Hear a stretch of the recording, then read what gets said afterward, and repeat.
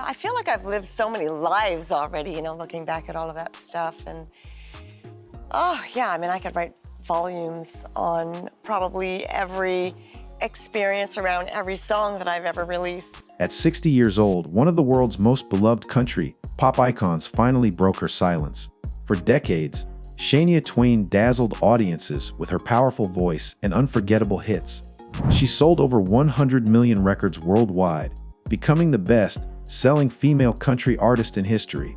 But behind the glittering stage lights and chart-topping success lay a darkness few could imagine. Whispers followed her everywhere. Rumors of a traumatic childhood, mysterious health battles that threatened to end her career, and a betrayal so devastating it nearly cost her everything. She smiled for the cameras, performed for millions, and kept her secrets buried deep. Until now, in a recent interview, Shania confirmed what her fans had suspected for years, but never dared to ask about. The truth about her past is far more disturbing than anyone could have imagined. This is her story, a journey through poverty, abuse, heartbreak, and an unbreakable will to survive. Childhood in the shadows. Shania Twain was born Eileen Regina Edwards on August 28, 1965, in Windsor, Ontario, Canada. Her early years were marked by instability and hardship.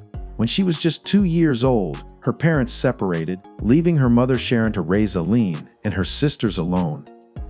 Life changed again when Sharon married Jerry Twain, an Ojibwa man who adopted the girls and gave them his surname. The family relocated to Timmins, a remote mining town in northern Ontario, where survival became a daily struggle. Their house was small and often lacked electricity. Food was scarce.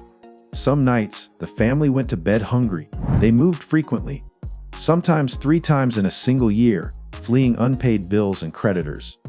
The winters in Timmins were brutal, with temperatures plummeting to -30 degrees Celsius. The family survived on hunted moose, caught fish, and makeshift meals of bread and mustard. It was a childhood defined by deprivation. Despite the poverty, Shania's mother noticed something extraordinary in her daughter. By the age of 3, young Eileen was already singing around the house. Sharon, determined to turn her daughter's talent into an escape from their circumstances, began entering her into local talent competitions. At just 4 years old, Shania could play simple melodies on a toy guitar. By 5, she won her first talent show prize, a ribbon and $5. It was a small victory, but it marked the beginning of a long and painful journey. As Shania grew older, the demands on her intensified. Her stepfather Jerry had a violent temper. He regularly beat Sharon, often in front of the children. The household was filled with fear and tension. At 6 years old, Shania performed on a local radio station. While other children played outside, she was singing in bars late into the night, trying to help her family earn money. She would stay up practicing until dawn, then wake early to chop wood to keep the house warm. By the age of 8, Shania was a regular performer in bars after midnight. The environment was dangerous. Drunk men in the audience sometimes tried to touch her. One night, a man grabbed her. Terrified and desperate to protect herself, she began wearing tight bras to hide her developing body. The experience was traumatic, but she had no choice. Each performance earned her $20, money that paid for food and bills. By the time she was 10, she had performed more than 100 bar shows. That same year, in 1975, Shania experienced something even more horrifying. Jerry's violence escalated. One night, he beat Sharon so severely that he pushed her head into a toilet. Shania, only 10 years old, thought her mother was dead. In a desperate attempt to stop him, she hit Jerry with a chair. He turned on her and punched her in the face. The police were called multiple times, but nothing changed. The family even fled to a women's shelter once, but they eventually returned home. It was also around this time that Jerry began sexually abusing Shania. The abuse was a secret she carried in silence. To protect herself, she wore multiple layers of clothing, hoping to disappear. She wrote songs as an escape from the pain and fear. One of her early compositions was titled, "Mama, Won't You Come Out to Play?" Inspired by her mother's severe depression. Sharon would sometimes stay in bed for days, leaving Shania to care for the entire family. Throughout these dark years, Shania continued performing. By 13, she was appearing regularly on local radio and small television shows. Her mother pushed her relentlessly, dreaming that Shania could become the next Tanya Tucker, a famous young country star. But the cost was high. Shania often went to school hungry and was too ashamed to ask for help. The abuse at home never stopped. Yet somehow, she kept singing. Tragedy and independence on November 4th, 1987. Everything changed in an instant. Shania was 22 years old when she received a devastating phone call from her sister. Her mother Sharon and stepfather Jerry had been killed in a head-on collision with a logging truck near Kapuskasing, Ontario. The news was shattering. Despite the abuse she had endured, Shania was heartbroken. But there was no time to grieve. She now had to take care of her 3 younger siblings, Carrie Ann, Mark, and Daryl. At 22, she became their mother. Shania put her dreams of a music career on hold. In 1988, she took a job as a performer at Deerhurst Resort in Huntsville, Ontario. It was a high-end venue with large-scale productions, and she performed in front of hundreds of guests every night. For 5 years, from 1988 to 1993, she sang, danced, and acted while raising her siblings. She worked tirelessly, ensuring they were fed, clothed, and stayed in school. Her own ambitions were secondary, but Shania never gave up on her dream. In 1989, at the age of 23, she moved to Nashville, Tennessee, the heart of country music. She adopted her stepfather's surname professionally, calling herself Shania Twain. She signed with Mercury Records, but her early demos were rejected. Nashville's traditional country scene didn't embrace her unique sound, which blended country with rock and pop influences. To make ends meet, she cleaned houses and paid for singing lessons. Sometimes, she didn't even have a place to stay. In 1991, a producer named Nora Wilson recognized her potential and helped her secure her first album deal. Her self-titled debut album was released in 1993, but it was a commercial disappointment. It sold only 100,000 copies, earning her just $1 per sale. She had little creative control, writing only one track herself. The album didn't reflect her true artistic vision. Critics praised her voice, but the project felt hollow. That same year, fate intervened. Robert John Mutt Lange, a legendary rock producer known for his work with Def Leppard and Act DC, heard her music and reached out. He believed in her voice and her potential. They began collaborating, and their professional relationship quickly turned romantic. Just 6 months after meeting, they married in December 1993. Together, they would create something extraordinary. Breakthrough in stardom. On February 7, 1995, Shania Twain released The Woman in Me, an album that would forever change country music. She was 28 years old. The album was unlike anything Nashville had ever heard. It had a pop sensibility, a rock edge, and a boldness that traditional country fans found jarring. But the risk paid off. The Woman in Me sold over 12 million copies in the United States and was certified diamond by 1997. Songs like Whose Bed Have Your Boots Been Under climbed the country charts, while Orny Man of Mine became her first major pop hit. What the public didn't know was that Shania was already showing early signs of Lyme disease during the recording sessions. Her voice was weakening, though she didn't yet understand why. The lyrics she wrote spoke of strength and independence, reflecting her refusal to be silenced by the industry or her painful past. By 1996, the album had sold 20 million copies worldwide, transforming the sound of country music forever. Behind the scenes, Shania fought fierce battles. Most people in the industry didn't believe a woman should help produce an album, especially in country music. But Shania, who had survived poverty and abuse, refused to back down. She insisted on being listed as co-producer, a rare achievement for women at the time. Her determination changed how female artists were perceived in the studio. In 1995 and 96, Shania embarked on her first major tour across North America. She performed in over 150 cities, earning more than $10 million. Her performances were electrifying. She wore outfits that showed her midriff and danced across rock-style stages, which sparked controversy, but also expanded her fan base beyond traditional country audiences. By the time the tour ended in December 1996, she had become a powerful performer, not just a singer.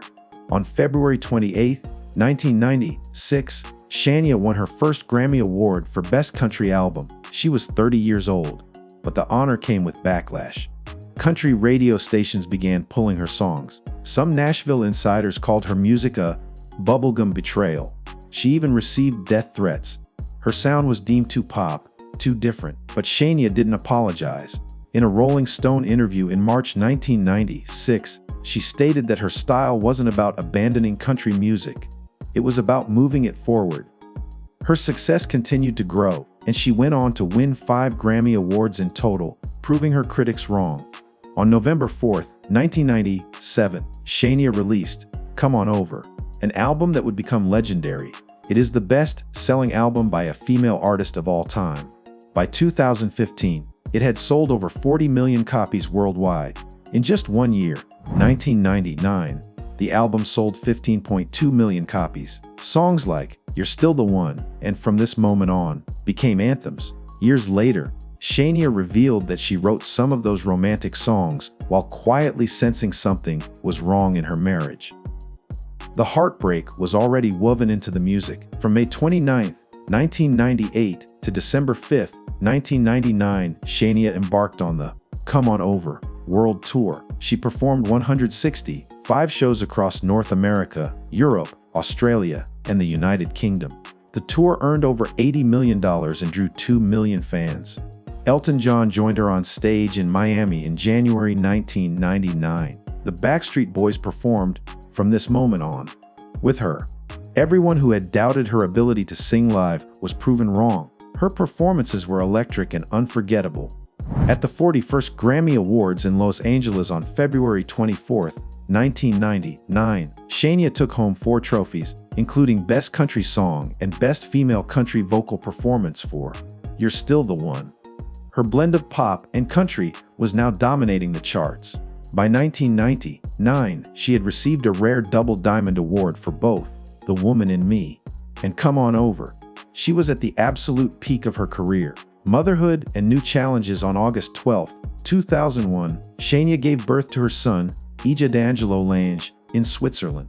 She described him as the center of her world. Even while recording her next album, Oop, she was learning how to balance motherhood with her demanding career. The love she poured into raising Ija softened some of her songs and grounded her amid the chaos of fame. On November 19, 2002, Shania released Up, an ambitious album that came in 3 different versions: country, pop, and international with Bollywood influences. It was a bold, creative risk, but it worked. The album sold over 20 million copies. I'm gonna get you good! Hit number 1 in 15 countries. But behind the success, Shania was battling something serious. The Lyme disease she had contracted in 2003 had now damaged her vocal cords. Her voice was slowly disappearing. During this period, stalkers began invading her life. On July 12, 2002, a man broke into her home in Switzerland, stole personal items, and left disturbing notes. Another stalker sent her over 1,000 emails and even appeared at her grandmother's funeral in 2004. Shania became so paranoid that she slept with a loaded gun under her pillow and hired bodyguards at a cost of $500,000 a year. These fears stemmed from the abuse she had suffered as a child. In 2003, she donated $100,000 to anti-stalking charities. Despite these challenges, Shania's Up tour, which ran from September 25, 2003 to March 2004, was a massive success. It earned $100 million and shows sold out in minutes. Madison Square Garden sold 20,000 tickets instantly. The production featured fireworks, 20 outfit changes, and elaborate stunts. But her voice was deteriorating. On November 15, 2003, during a show in Chicago, her voice cracked. She had to receive cortisone shots just to finish the tour. In Munich on March 4, 2004, she injured her ankle during a stage accident and had to cancel some shows. Despite everything, she donated $1 million to children's hospitals from the tour proceeds. Betrayal and breakdown. Shania Twain was 42 years old when her world shattered in May 2008 After 15 years of marriage to her producer and husband, Robert Mutt Lange, she discovered he was having an affair. The revelation was devastating enough on its own, but the identity of the other woman made it unbearable. It was her best friend and personal assistant, Mary Ann Thabod. The betrayal didn't come from rumors or gossip. It was Mary Ann's own husband, Friday Rick Thabod, who uncovered the affair and told Shania everything. That same month, Shania and Lange separated. Their divorce was finalized on June 9, 2010. What made the situation even more painful was that Lange stayed with Mary Ann. But in a strange and unexpected twist, Shania and Freddie Rick, both devastated by the same betrayal, found comfort in each other. They eventually fell in love and married on January 1, 2011. The emotional pain nearly destroyed Shania. She later said it felt like losing her parents all over again. The same parents she had lost in a car crash in 1987 when she was just 22 years old. This wasn't just heartbreak. It was a complete emotional collapse. She fell into a deep depression. At 43, while living in Switzerland, she reached a breaking point. She stood on a balcony, ready to end her life. But the thought of her 7-year-old son, Ija, stopped her. She couldn't leave him. From 2008 to 2010, Shania withdrew from public life. She isolated herself in Switzerland, trying to process the immense grief and betrayal. During this time, she also didn't know she was suffering from Lyme disease, which she had contracted in 2003 from a tick bite while horseback riding. The disease had damaged her vocal cords and caused dizzy spells and blackouts. As the emotional trauma hit her all at once, memories of her childhood abuse came flooding back. She began intensive therapy, confronting everything she had buried for decades. Somehow, she found the strength to forgive Lange. She didn't forget what he had done, but she forgave him. She later said that his mistake was something he would have to live with, not her. That act of forgiveness became part of her healing process. Between 2005 and 2010, even before the affair, Shania had stepped away from music. She had released her album, Up, in 2002, and then focused on raising Ija. But once the affair was revealed in 2008, everything became heavier. She moved to Switzerland, hoping to disappear from the spotlight. Her health was quietly falling apart as well. The Lyme disease symptoms were terrifying. She would black out for milliseconds every 30 seconds. Her voice would cut out unexpectedly. She began to believe she would never sing again. In that time of immense pain, Shania and Friday Rick Thabod slowly found comfort in each other. That connection led to their marriage in Puerto Rico on New Year's Day, 2011. That same year, she appeared in a television series called Why Not? With Shania Twain, where she shared her healing journey with the world. The Long Road to Recovery. In May 2011, Shania released her autobiography, From This Moment On. She was 45 years old. The book sold over 100,000 copies in its first week and became a New York Times bestseller. In it, she didn't hold back. She revealed the truth about growing up in poverty, being sexually abused by her stepfather from the age of 10, and losing her parents in 1987. She also opened up about the devastating betrayal in 2008, describing it as feeling like violence. Critics praised her honesty and courage. The book helped people see a different side of her, not just the superstar, but the survivor. In June 2011, Shania announced a major comeback. She would launch a Las Vegas residency titled Shania Still the One, beginning in December 2012. But her voice wasn't ready. The Lyme disease had caused nerve damage, leading to a condition called dysphonia. She couldn't sing the way she once did. She couldn't even speak loudly. The residency finally ran from 2012 to 2014, bringing in $43 million over 105 shows. It was a success, but the struggle was far from over. Her big album comeback came in 2017 with Now, her first studio album in 15 years. She was 52 years old. The album proved she still had the talent and drive. But the Lyme disease continued to haunt her. It made her dizzy on stage, caused her to lose her balance, and created blackouts every 30 seconds. At 38, during the height of her fame, She had feared her singing days were over. She went through years of medical tests before doctors finally diagnosed the vocal nerve damage. By then, it was almost too late. On August 1st, 2018, Shania underwent an extremely rare and delicate surgical procedure. She was fully awake during the operation, singing so the surgeons could monitor her vocal cords in real time. They inserted gore, tech supports into her throat to help stabilize her voice. She described the experience as terrifying. After the surgery, she was afraid to even make a sound, worried she might have lost her voice forever. But it worked.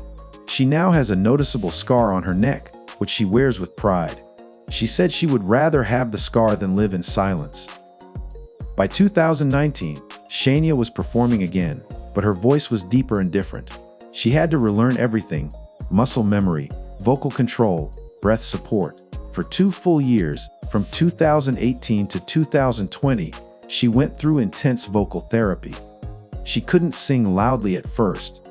She couldn't hold notes the way she used to, but slowly, painstakingly, her voice came back. Then came the pandemic. In 2020, Shania was 55 years old when she contracted COVID-19, and it nearly killed her. She developed severe pneumonia.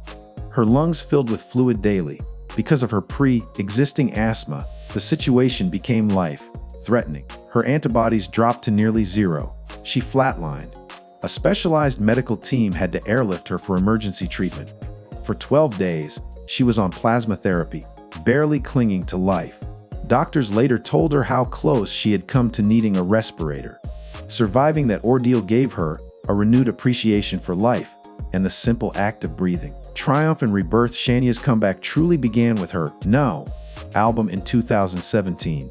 It debuted at #1 on the Billboard 200, selling 137,000 units in its first week.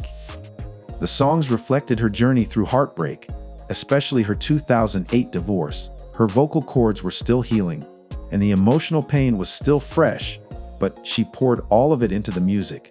The album cover, featuring her in leopard print, was both a callback to her past and a bold statement of renewal. In 2018, while touring to support the album, Shania suffered terrifying panic attacks. She was 53 years old and still adjusting to her new voice. She described it as feeling like taking an exam every single day. The nerves were overwhelming. She had to control every aspect of her life: her diet, her schedule, her emotions. Even the sound of fans singing along could throw her off and make her forget lyrics. She admitted this openly on a December 7, 2018, episode of Live with Kelly and Ryan. During a particularly emotional moment at her Nashville show, she broke down while discussing her divorce but continued performing. If you found Shania Twain's incredible story of survival and resilience inspiring, please hit that subscribe button and turn on notifications so you never miss another documentary like this. We'd love to hear your thoughts. Share your thoughts in the comments below. Thank you for watching, and we'll see you in the next one.